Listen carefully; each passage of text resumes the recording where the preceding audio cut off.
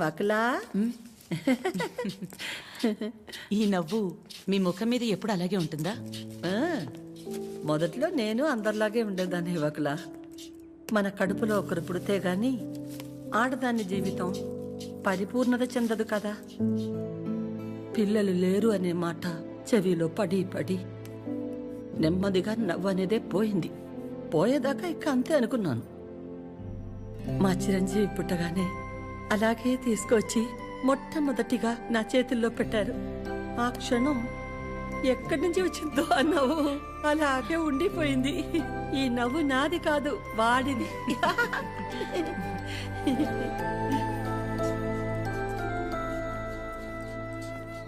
నీకు మొక్కలంటే బాగా ఇష్టమా వకులా? ఈ మొక్కల విషయంలో మాత్రమే ప్రపంచం ఆడ మగానే తేడా చూడదు. మా చిరు కూడా మొక్కలంటే బాగా ఇష్టం. ఇంట్లో ఎటు చూసినా ఉంటాయి. అన్నీ వాడి తెచ్చినవే. మా ఇంటికొచ్చి చూడాలి, ఎప్పుడు సందడే. నవ్వు లేకుండా నిమిషం ఉండదు. నువ్వు కనుక మా ఇంటికి వస్తే ఫ్యాక్టరీ వద్దు ఏమీ వద్దని అక్కడే ఉండిపోతావు. వీలు చూసుకుని ఒకసారి వస్తాం. ఒక్కసారి ఏంటి వకులా, నువ్వు అనాలే కాని ఆద్య ఇల్లు నీ ఇల్లు కాదా ఏంటి? మా చిరుకి ఆద్య అంటే ప్రాణం. ఆద్యకి కూడా మా చిరు అంటే చాలా ఇష్టం. కానీ నీ గురించి ఆలోచించే మా చిరుకి ఆద్య దూరం అయింది. అందుకే అందరం కలిసి చిరుని ఇక్కడికి పంపాము.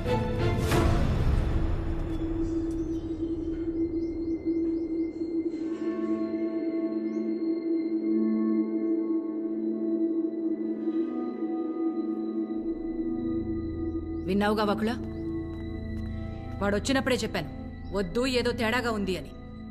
నా కళ్ళకు అందరూ అలాగే కనపడతారన్నావు. ఇప్పుడు చూడు, నా కళ్ళకు కనిపించింది నిజమైందిగా. సరిత గారు మాట్లాడకు. మీరు ఆడాళ్లేగా. సాటి ఆడదాన్ని మోసం చేయడానికి మనసెలా ఒప్పింది? అసలు నిన్ను తన్నాలే పట్టుకుని. అమ్మా, నువ్వు నార్మే. ఏంటి అద్యా ఇది? వాళ్ళంటే ముక్కు మొహం తెలియని వాళ్ళు. మీ అమ్మ గురించి పూర్తిగా తెలిసిందానివి నువ్వే ఇలా చేస్తే ఎలా? తనకున్న ఒకే ఒక్క నమ్మకం నువ్వు అందరిలాగానే అనిపించావు కదా. అయినా మిమ్మల్ని అనాలి, ఏం పెంపకమో ఏమో. పెంపకం గురించి ఎందుకండి? ఏ అంత రోషం పొడుచుకొచ్చింది? చేసే ముందుండాలి. ఎందుకు అలా మాట్లాడుతున్నారు? ఇంకా మాట్లాడుతున్నాను, సంతోషించండి. అక్క, ఇదంతా మనకు అవసరం. పద వెళ్దాం. ఇంకా నుంచున్నారే, పదండి. సిగ్గుండాలి. అమ్మా ఆగమ్మా, ఏ ఏ ఆగు. నువ్వు అరిచి గోల చేసేంత ఘోరం ఏం జరిగిపోలేదు ఇక్కడ. ప్రేమించిన అమ్మాయి కోసం వచ్చాడు, అంతేగాని ఎవరినైనా మోసం చేశాడా? ఎవరితోనైనా తప్పుగా ప్రవర్తించాడా? తప్పుగా చూపైనా చూశాడా? వాడికిడికి రావడం వల్ల ఎవరికైనా మంచి జరుగుంటుంది తప్ప నష్టం ఏం జరగలేదు. వకులా, పిల్లలిద్దరూ మన ఇష్టాలకు గౌరవం ఇచ్చి మన సంతోషం గురించి ఆలోచిస్తున్నారు.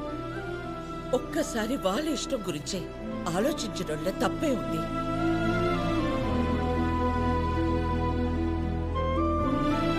ఎవరి వల్ల వాడి ఇబ్బంది పడితేనే చూడలేను.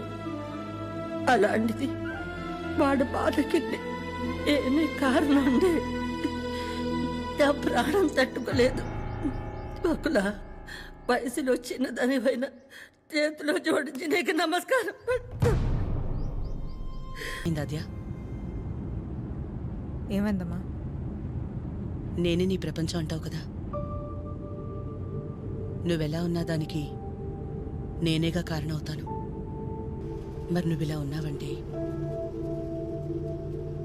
నాకు తెలియకుండా నేనేదైనా తప్పు చేసి ఉండాలి, లేదా నీ ప్రపంచమైనా మారుండాలి. నా ప్రపంచము మారలేదు, నువ్వే తప్పు చేయలేదు. నీ తర్వాతే నాకు ఏదైనమ్మా.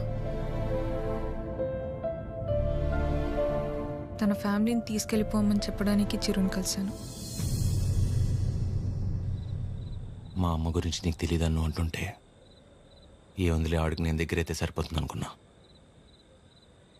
కానీ ఆవిడ నాకు దగ్గరేక తెలిసింది నువ్వే కరెక్ట్ అని. ఒకవేళ మీ అమ్మ నీ విషయంలో తీసుకురా నిర్ణయం ఏదన్నా తీసుకుంటే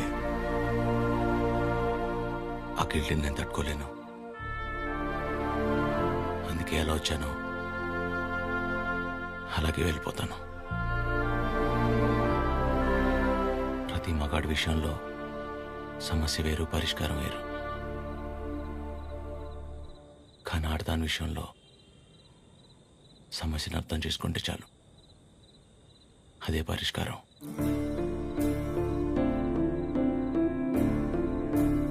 ఐ మిస్ యూ.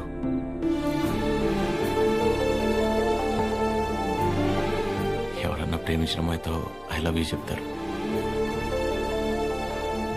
కానీ కనీసం ఐ లవ్ యూ కూడా చెప్పకుండా మిస్ యూ చెప్పిన వాడిని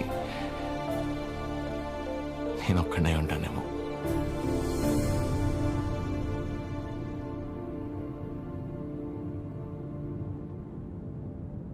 ఇప్పటిదాకా నేను ఒక్కదాన్నే నీ గురించి ఆలోచించాను, కానీ ఈ విషయంలో వాడు కూడా నీ గురించి ఆలోచించాడు. అనుకోకుండా ఆ తర్వాత రోజు ఏదేదో అయిపోయింది. అయింది చాలమ్మా. ఆంటీ వచ్చి ఏం నచ్చారు, అది నా దగ్గరే ఉండిపోయింది. కీర్తనకి ఇచ్చి పంపిద్దామని తీసుకొచ్చాను.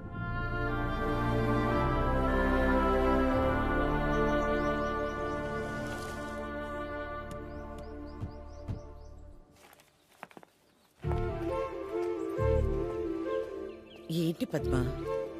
ఎవరు? ఏంటి? ఎందుకు అలా నిల్చుని చూస్తున్నావు? రండి రామ్మా. వెళ్ళి లోపలికి తీసుకురా. నువ్వు వెళ్ళు. ఆ? పద్మ రండి, రామా కూర్చోండి. రా కూర్చో.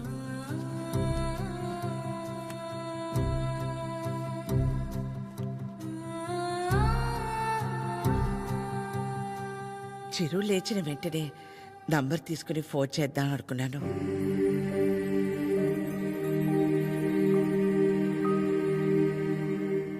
కాఫీ టీ ఏమైనా? పర్లేదు, థ్యాంక్ యూ. ఏమొద్దు. కాఫీ టీ అంటే 10 నిమిషాలు పడుతుంది కదా. ఈ లోపు మనం ఎక్కడ ఏదో అడుగుతామని భయపడుతున్నారు. మనేమి అడగమని చెప్పేసి అది.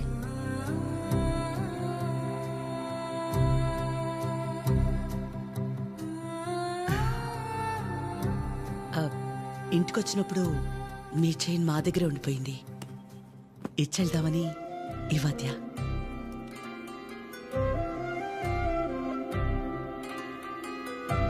తొందర ఏముంది, తర్వాతైనా ఇచ్చి ఉండొచ్చు కదా. తొందరని కాదు, ఎలాగూ వస్తున్నాం కదా అని. నేను వెళ్తాను అది. పద్మ ఆగు,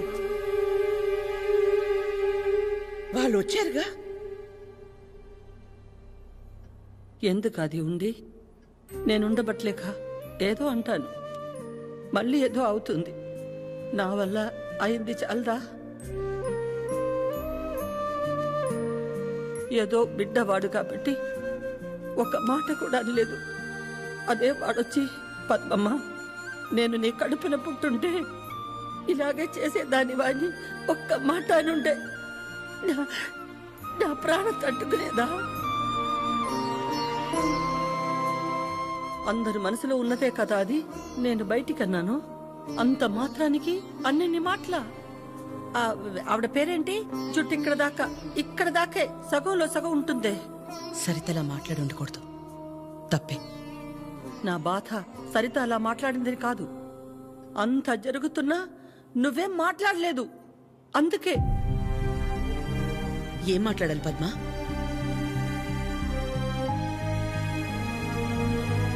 నా ప్లేస్లో మీరున్నా నాలాగే సైలెంట్గా నించునేవాళ్ళు. మీలా కాదు నా గతం. మీలా ఒకరికి 10 మంది లేరు నా గతంలో.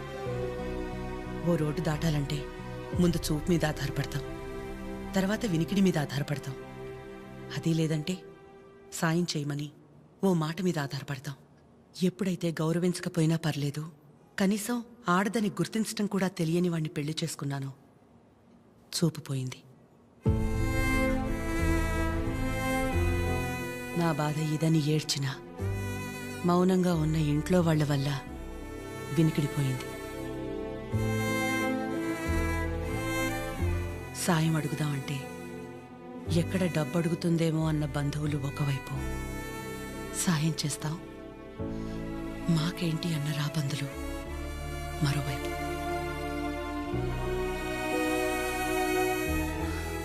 అయినా ఆగిపోకుండా ముందుకు నడిచానంటే ఒక్కో అడుగు ఎంత నరకం అయి ఉంటుంది. ఒకరిని నమ్మడం, దగ్గరవడం కాదని తెలిసి మనం బాధపడ్డం ఎందుకని నమ్మడమే మానేశాను. చాలా కాలం తర్వాత మీ చిరుని నమ్మాను, మీకు దగ్గరయ్యాను. మళ్ళీ అదే అంటే ఆ రోజు నేనేం మాట్లాడాలని ఎక్స్పెక్ట్ చేసావు పద్మ? వకుల, నువ్వు ఒక్కదానివైనా మేం 10 మంది అయినా పిల్లల విషయంలో మనం అందరూ ఒకటే. చిరు అనుకుంటే ఎంతసేపు మా అందరినీ కాదని ఎవరో ఒకరిని పెళ్లి చేసుకోవడం. ఆద్య అనుకుంటే ఎంతసేపు, కానీ మా అమ్మ 100% కరెక్ట్. తన తర్వాతే నాకు ఎవరైనా అని చిరుని మర్చిపోంది. వాళ్ళకంటే ఎక్కువగా వాళ్ళు మనమే ముఖ్యం అనుకున్నారు. ఇలాంటి పిల్లలు దొరకడం మన అదృష్టం. వాళ్ళు కలిసి ఉంటే హ్యాపీగా ఉంటారని వాడిని పంపించామే తప్ప నిన్ను బాధ పెట్టాలనో మోసం చేయాలనో కాదు. నేను మాత్రం ఆలోచించినా ఎక్కడ నేను బాధపడతానేమోనని.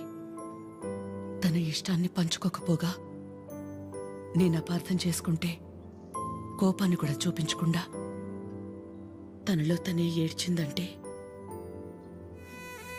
ఎన్ని కష్టాలిచ్చినా దేవుడు నాకిలాంటి కూతుర్ని కూడా ఇచ్చాడని తెలుసుకోవాలనే కదా. అమ్మా, ఎందుకమ్మా ఇదంతా ఇప్పుడు? ఆపకాత్య, ఇలాగే కంటిన్యూ అయితే నేను నిన్నమ్మని పిలవాల్సి వస్తుంది.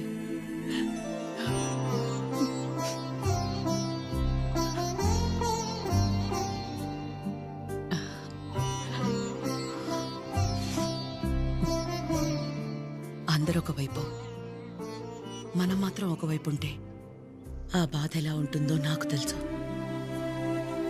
అలాంటిది ప్రవళిక విషయంలో ఒక్కతే ఉన్న తన పక్కన చిరు వెళ్ళి నించున్నప్పుడే నాకు అనిపించింది తనందరిలా కాదని.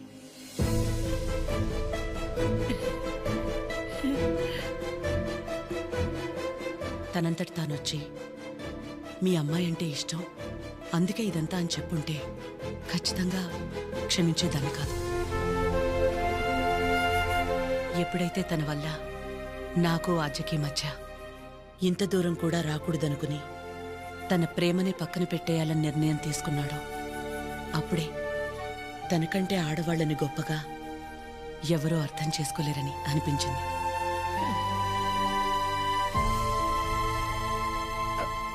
అంత అనిపించిందంటే మా చిరుకి మీ ఆద్యాన్ని ఇచ్చేవచ్చుగా. మీకంటే బాగా చూసుకుంటాం మీ ఆద్యని. చిరు ఆద్య జంట చూడముచ్చటగా ఉంటుంది. పెళ్లి చేసేద్దామండి. వాడు బాధపడితే మేము చూడలేం. ప్లీజ్ ఒప్పుకోండి. బాధ ఏంటండి బాధ? మన అందరం ఇక్కడ నించుని వాడి గురించి ఇంతగా ఆలోచించి ఇంతలా ఎమోషనల్ అయి మాట్లాడుకుంటుంటే వాడు లోపల ప్రశాంతంగా నిద్రపోతున్నాడు. వాడికి ఏం బాధ? మళ్ళీ దీనికి వచ్చింది. ఏ బాధ లేదు, ప్రేమ లేదు. పదమ్మా వెళ్దాం. ఏంటమ్మా అందరం ఒకటయ్యాక ఈ ఆడాళ్ళని ఎవరండి నిద్రపోయింది? ఎవరండి నిద్రపోయింది? 4 నెలలు అయింది నిద్రపోయింది. ఏ ముహూర్తాన్ని చూశాను అప్పటి నుంచి నాకు నిద్రలేదు. కళ్ళేంటి ఎర్రగా ఉన్నాయంటే షాంపూ పడిందని అబద్ధం చెప్పుకుంటూ తిరుగుతున్నాను. చిచి, ఇప్పుడు దాకా నా పెళ్లి కాకపోవడానికి కారణమైన మీరు అందరూ గొప్పోళ్ళు. అసలు పెళ్ళే వద్దని ఈవిడ గొప్పది. ఇదిగో తినుందే, ప్రేమించినోడు ఏమైపోయినా మా అమ్మే నా సర్వస్వం అనుకున్న తిను ఇంకా చాలా గొప్పది. మీరందరూ గొప్పోళ్ళు, నేను ఒక్కడే తెంగరోని. అరే చిన్నపిల్లోడు, అమాయకుడు ఇలా అయిపోయాడని కనీసం కనికరం లేదా మీకు? మీ ఆడాలతో యుద్ధం చేసే అంత శక్తి నాకు లేదు, మిమ్మల్ని అర్థం చేసుకునేంత జ్ఞానం ఏ దేవుడు ఏ మగాడికి ఇవ్వలేదు. ఒకటే అనగలను, ఆడాళ్ళు మీకు జోహార్లు. అతే అతే అతే, ప్లీజ్ ప్లీజ్, మీ అమ్మాయి నాకు please, please, please, please, please.